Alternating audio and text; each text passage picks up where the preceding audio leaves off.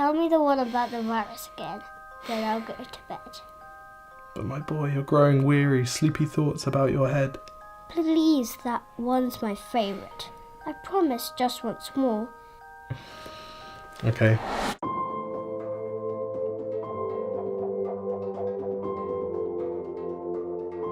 If I said to you, this is either a catastrophe from which the world will never recover, or this is a catastrophe from which we could learn to be kinder to each other, fairer, more sustainable, more progressive in our ideas.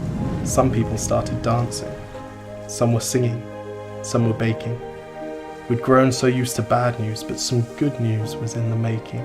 I think that there are things to be critical of in the way we're living currently. There are also things to be joyful about, and you know, the responsibility of people who make poetry or films or music or plays is to challenge people to push, to aim for a society that could be, you know, kinder and fairer and more progressive and, you know, more sustainable. And so I think, yes, I didn't want to suggest that the world is horrible now, because there are so many things to be joyful about, but at the same time, we could be doing things much better, and I feel like a lot of people would agree with that. I also don't want to suggest that the coronavirus pandemic is a good thing in any way. I would never, you know, suggest that something that has brought about so much suffering for so many people is a positive thing.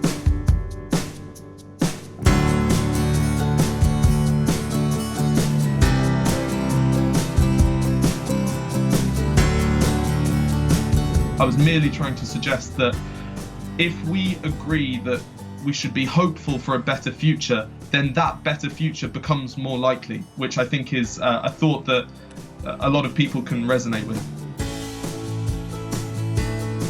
I have a 7-year-old brother and sister who actually appear briefly at the end of the video, and I feel like I've gotten to know them and their personalities and, you know, the way they like to play and have fun and the way they like to learn more acutely in the last month than in the first 7 years of their life. And that, I think, is the biggest wake-up call. But I also think that, you know, whilst you may enjoy a glass of wine and get pleasure from that, overconsumption of anything can start to make you feel sick, you know? So these things should be celebrated, but at the same time, if they are allowed to dominate every aspect of your waking life, then potentially reevaluating, you know, how much time you allow this, because, you know, excess of anything can be toxic. And, you know, sometimes playing football in the park with your little brother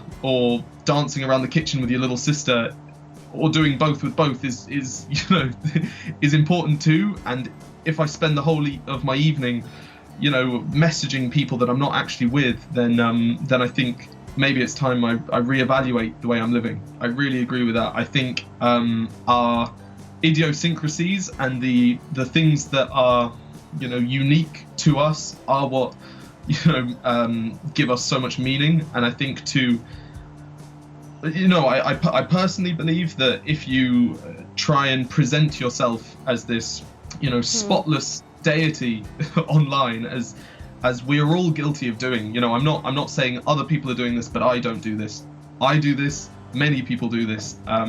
You want your perception to be perfect, and I think that actually, right, you know, that there's a lot of things to be excited about in the things that might make you different, you know. So, you know, I wanted to encourage against necessarily the movement towards conformity, and maybe a celebration of difference, because you know, it's far more exciting. It was a world of waste and wonder, of poverty and plenty, back before we understood why hindsight's 2020.